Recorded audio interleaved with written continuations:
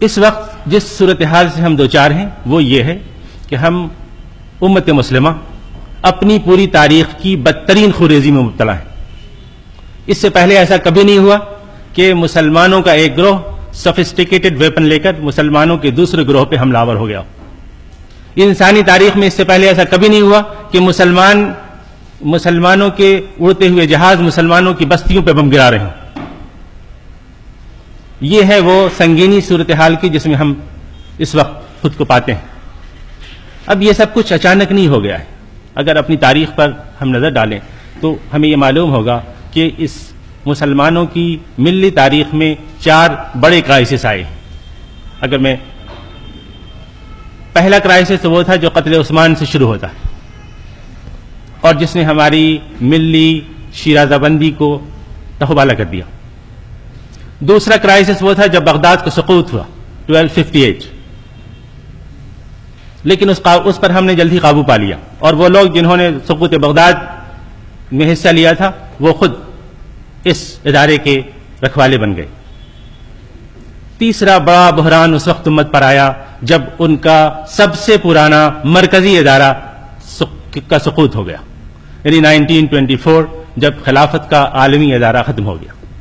اب 90 سال سے دنیا کے مسلمان کھلے آسمان میں ہیں امیر المومنین کے بغیر. اور چوتھا بحران وہ ہے جس کی ابتدا دراصل ایران عراق وار سے ہوئی اور پھر خلیج کی جنگیں شروع ہوئیں جس میں اتحادی سپاہی اسلام کی سرزمین میں اتر گئے اور یہ تقریباً اس عمل کو 36 سال ہو گئے ہیں. یہ بحران رک نہیں رکتا، روز بروز اس کی سنگینی بڑھتی جاتی ہے. صورتحال یہ ہے کہ اب ملکوں کے ملک ویران ہو گئے. 22 ملین کی آبادی والا علاقہ کا ملک شام، وہاں دیکھیے 11 ملین لوگ تو ملک سے باہر ہیں. 4 ملین 5 ملین لوگ ڈسپلیسڈ ہیں. عراق تباہ ہو گیا، سیریا تباہ ہو گیا. ادھر نارتھ افریقہ کے ممالک میں کیا صورتحال ہے، یمن کا کیا ہے. گویا کہ پورا عالم اسلام اس وقت ایک ایسے خلفشار سے دوچار ہے کہ اس وقت لوگوں کی معمول کی زندگی ختم ہو گئی. ملینز بچے ہیں جو اسکول نہیں جا رہے ہیں. اب ان کا کیا مستقبل ہے؟ یہ اقوام عالم کی قیادت کیسے کریں گے جس امت کے millions of children they are not going to school for many years? So how you believe that they are going to lead the world as representative of the last ummah, as deputies of the last prophet sallallahu alaihi wasallam?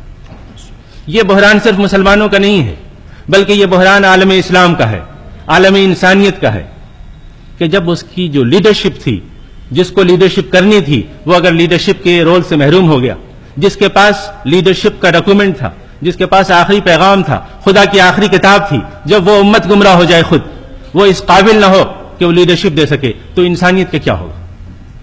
یہ بحران بنیادی طور پر عالم انسانیت کا بحران ہے اور اس پر ہمیں قابو پانا ہے. یہ اس وقت تک نہیں ہو سکتا جب تک کہ ہم اپنے گھر کو درست نہیں کریں. دیکھیے جو ہمارے اوپر تمام یلغار ہو رہی ہے، دشمن جو ہمارے اوپر چڑھا آتا ہے وہ اس لیے چڑھا آتا ہے کہ ہم میں سے ایک گروہ دوسرے گروہ کے لیے راستہ فراہم کرتا ہے.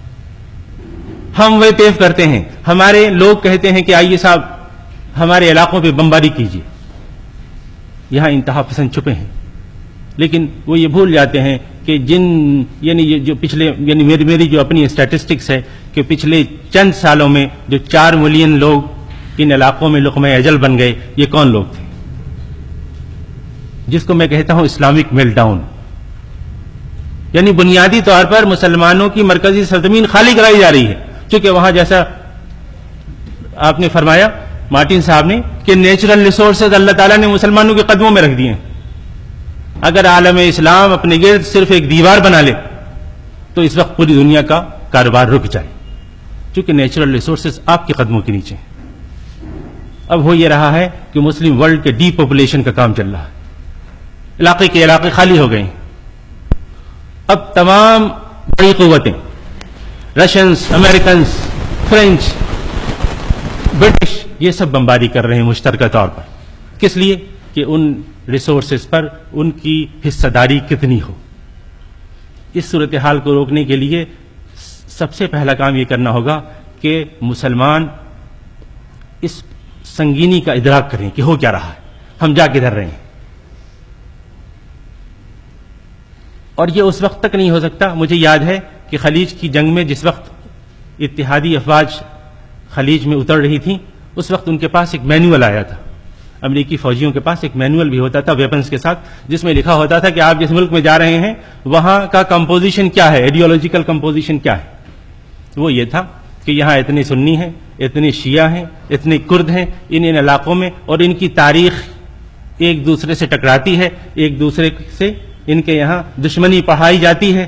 لہذا اگر ان کو فتح کرنا ہے تو ایک گروہ پہ حملہ کرنے کے لیے دوسرے کی مدد لینی ہوگی.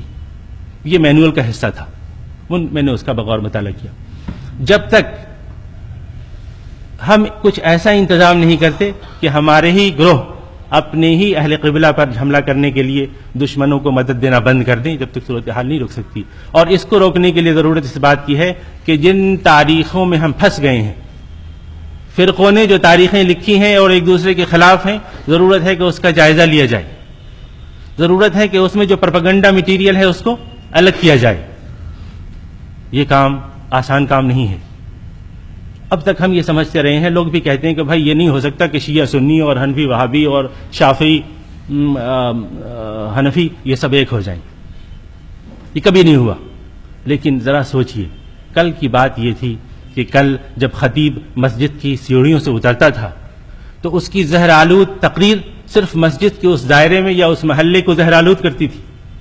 اس کو ہم کنٹین کر سکتے تھے، برداشت کر سکتے تھے، اس لیے کہ ہمارے درمیان اچھی تقریریں کرنے والے بھی مقرر تھے. لیکن آج یہ ہو رہا ہے کہ خطیب مسجد کی سیڑھی سے اترنے سے پہلے اس کا ویڈیو یوٹیوب پہ آ جاتا ہے اور اس کو ملین ہٹس ملتے ہیں. کل تک جو پولیمیکل لٹریچر تھا وہ لوگوں نے دفن کر رکھا تھا، لوگ چھپاتے تھے. آپ کو معلوم ہے کہ اسماعیلیوں کی کتابیں نہیں ملتی تھیں، عام طور پر لابیوں میں دستیاب نہیں تھیں. اب آج سارا سرمایہ جو ایک دوسرے کے خلاف ہے وہ آپ کی فنگر ٹپس پہ ہے. تو یہ زہر کا جو کاروبار ہے، یہ ذہن میں بھرنے کا جو کاروبار ہے، یہ بہت تیزی کے ساتھ پھیلتا جا رہا ہے. یہ چونکہ صورتحال ہے. اب ہم انٹرنیٹ ایج میں ہیں. اس انٹرنیٹ ایج میں آپ کو ترکیبیں بدلنی ہوں گی، سوچنا ہوگا، ان سوالوں کا جواب دینا ہوگا کہ مسلمانوں کے ایک گروہ دوسروں سے کیوں ٹکرا رہے ہیں. اس سوال کا جواب فراہم کرنے کے لیے ہم نے محترم حامد الوار صاحب کو دعوت دی اور کہا دیکھیے آپ کا ادارہ OIC مسلمانوں کا تقریباً 57-56 ملکوں کا بلاک ہے. آپ 57 ملکوں میں عمل دخل رکھتے ہیں. آئیے اس کام میں ہماری معاونت کیجیے، آئیے اس سلسلے کو شروع کیا جائے. بدقسمتی سے عالم اسلام میں کوئی اس وقت ایسا ملک نہیں ہے جہاں ان سینسٹیو باتوں پر گفتگو شروع ہو سکتی ہے. پاکستان میں نہیں ہو سکتی، اس لیے کہ وہاں گفتگو شروع ہونے سے پہلے ہی بندوقیں چل جاتی. عالم اسلام تباہ ہو گیا ہے، وہاں لوگوں کو جان کی پڑی. وہاں تو روٹی کے ایک ٹکڑے کے لیے بچے ترس رہے ہیں. ابھی پچھلے دنوں میں باکو سے لوٹتے ہوئے استنبول میں رکا اور میری آنکھیں نمناک ہو گئیں جب میں نے دیکھا کہ سیریا کے چھوٹے چھوٹے بچے آ رہے ہیں، کہہ رہے ہیں بابا خبز بابا خبز. یہ وہ لوگ ہیں جو کل تک اپنی گاڑیوں میں چلتے تھے، جن کی زندگی خوشگوار تھی، ہماری اور آپ کی طرح نارمل زندگی تھی. یہ جو مہاجرت کا سلسلہ ہے، یہ جو جس کو آپ کہتے ہیں کہ ایک طرح کی ریفیوجی ہیں، یہ جو 80-90% ریفیوجی اس وقت دنیا میں کون لوگ ہیں؟ مسلمان ہیں. اس گھر کو درست کرنے کی ضرورت ہے، اور اگر اہل فکر اس پر غور فکر نہیں کریں گے، اس کے لیے جمع نہیں ہوں گے، علی گڑھ مسلم یونیورسٹی سے یہ سلسلے کا آغاز نہیں ہوگا تو کہاں ہوگا؟ ہمیں خوشی ہے کہ حامد الوار صاحب نے، ہمیں خوشی ہے کہ سیکرٹری جنرل ایاد مدنی صاحب نے اس صورتحال کی نوٹس لی، آپ کو ہمارے درمیان بھیجا. اور میں ایک بات آپ کو اور بتاؤں کہ محترم وزیر خارجہ صاحب کی اہلیہ جو آپ کے ساتھ تشریف لائی ہیں، انہوں نے سر سید احمد خان کی عظمت اور محبت کے طفیل ان کے لیے اپنے ہاتھوں سے ایک اسکیچ بھی تیار کیا ہے جو وہ اس یونیورسٹی کو انشاءاللہ پیش کریں گی. چونکہ وائس چانسلر صاحب آج کی مجلس میں نہیں ہیں، اس لیے ہم نے اس پروگرام کو موقوف کر دیا ہے، لیکن اس پروگرام کو انشاءاللہ کل کے پروگرام میں پیش کیا جائے گا. تو عزیز دوستو، اس بات کی ضرورت ہے کہ جو کام بزرگوں نے نہیں کیا ہے، اس امت کو جہاں چھوڑا ہے، ہم اس کا جائزہ لیں کہ کدھر جانا ہے اور اس سے نہ گھبرائیں کہ حالات سخت ہیں، اس سے نہ گھبرائیں کہ یہ باتیں پہلے نہیں ہوئی ہیں، راستہ ہمیں بنانا ہوگا۔ اللہ کا شکر ہے کہ میں نے اس سلسلے میں جتنی کوششیں کی ہیں، خاص طور پر اس اسکو کے فورم سے جب مجھے ڈائلاگ کے لیے خاص طور پر انہوں نے سفیر نامزد کیا اور میں نے مختلف ملکوں میں اس صورتحال کا جائزہ لینے کی کوشش کی، تو پتہ ہی چلا کہ ہر جگہ یہ ہر جگہ تڑپ ہے کہ اس موضوع پر گفتگو ہو۔ اور آپ نے صحیح بات کہی کہ انٹرفیتھ سے پہلے تو انٹرافیتھ ہونا چاہیے۔ جب تک اپنا گھر درست نہ ہو تو باہر والے سے کیسے کہیں کہ صاحب کدھر جانا۔ اللہ کا شکر ہے کہ ہم نے اس سلسلے میں ایک بہت ہی چھوٹی کوشش کی ہے۔ آپ سے درخواست ہے اور اللہ سے دعا ہے کہ اس کوشش کو کامیاب کرے۔ میں یہ سمجھتا ہوں کہ اس کے بغیر امت کا کوئی مستقبل نہیں ہے۔ جب تک دماغ میں ایک دوسرے کے خلاف نفرت موجود ہوگی، اور نفرت کی کوئی دینی بنیاد نہیں، نفرت کی کوئی دینی بنیاد نہیں، یہ ساری نفرتیں تاریخ کے مختلف ادوار میں ہم تک پہنچی ہیں، اور اگر ہم تاریخ سے واقف ہوں تو ہم بتا سکتے ہیں، اسپیسیفکلی بتا سکتے ہیں کہ یہ باتیں جو تم ہمارے خلاف کہتے ہو پہلی بار تمہاری کتاب میں فلاں صدی میں فلاں آدمی نے لکھی، اس سے پہلے اس کا وجود نہیں ملتا، اس کا پتہ نہیں ملتا۔ تو ہمارے درمیان ایسے محققین ہونے چاہیے جو ان سینسٹیو ایشوز پہ ایمانداری کے ساتھ بول سکیں، جرأت کے ساتھ کلام کر سکیں۔ ہمیں خوشی ہے کہ ہمیں اس یونیورسٹی میں تمام ارباب اہل وقت کا تعاون ملا ہے، اور خاص طور پر ان لوگوں سے جہاں توقع عام طور پر کرتے ہیں کہ شاید تعاون نہیں ملے گا۔ اس لیے میں بہت پر امید ہوں اور آپ حضرات کو دعوت دیتا ہوں کہ یہاں یہ جو پورا اجلاس انشاءاللہ دوپہر کے بعد چلے گا، اس میں کوئی پیپر نہیں ہوگا، کوئی مقالہ نہیں پڑھا جائے گا، اس لیے کہ مقالوں میں عام طور پہ یہ ہوتا ہے کہ وہ 25 منٹ لگ جاتے ہیں یہ معلوم کرنے کے بعد کہ اصل موضوع پر مقالہ لکھنے والے نے کلام کیا یا نہیں۔ تو ہم یہ کوشش کریں گے کہ ہم نے جس طرح سے مرتب کیا ہے کہ صرف گفتگو ہوگی، ڈسکشن ہوگا، اور ہم یہ توقع نہیں کرتے کہ امت کے 1400 سال میں جو 1000 سال کا یہ بحران ہے، یہ تاریخ کا ہمارا، اس کو ہم ایک نشست میں حل کر سکیں، ہم یہ توقع نہیں کرتے۔ لیکن ہم یہ توقع ضرور کرتے ہیں کہ اس سلسلے کی ایک مخلصانہ ابتدا ہو جائے گی۔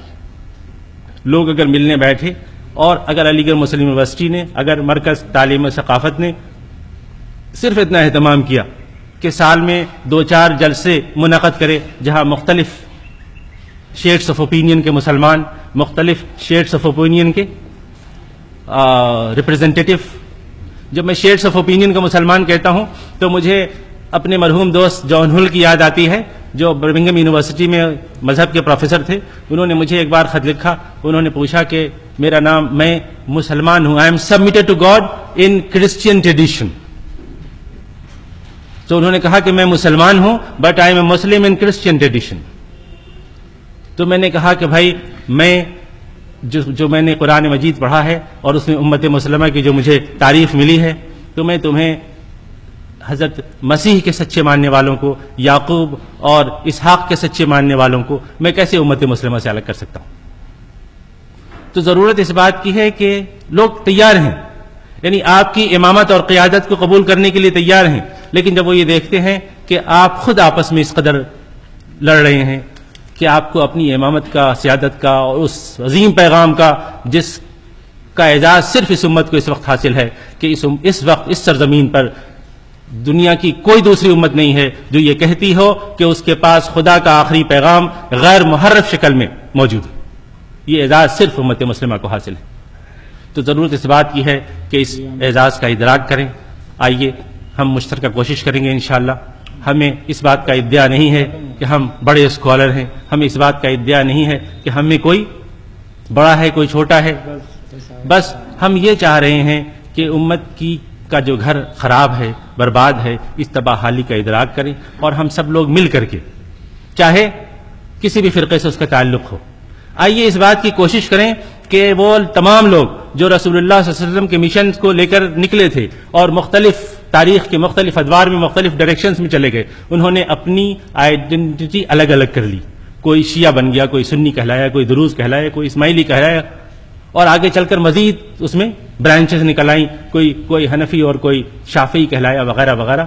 تو آئیے یہ سب لوگ مل بیٹھیں اور دیکھیں کہ ہم جن کا تاریخی سفر ایک ہے، جن کا مشن ایک ہے، جن کا یعنی جو پوائنٹ آف ریفرنس وہ ایک ہے، یہ کیسے ہو گیا کہ ہم لوگوں نے مختلف شناختیں اپنے لیے منتخب کر لیں؟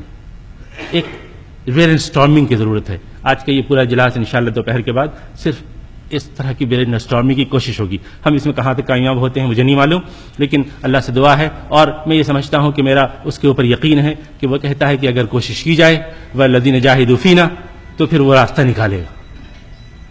اللہ سے دعا ہے کہ اس مجلس کو اس مقصد کے لیے کامیاب کرے، اور ان تمام لوگوں کا جو ہماری دعوت پر دور دور سے تشریف لائے ہیں بہت بہت شکریہ. Thank you.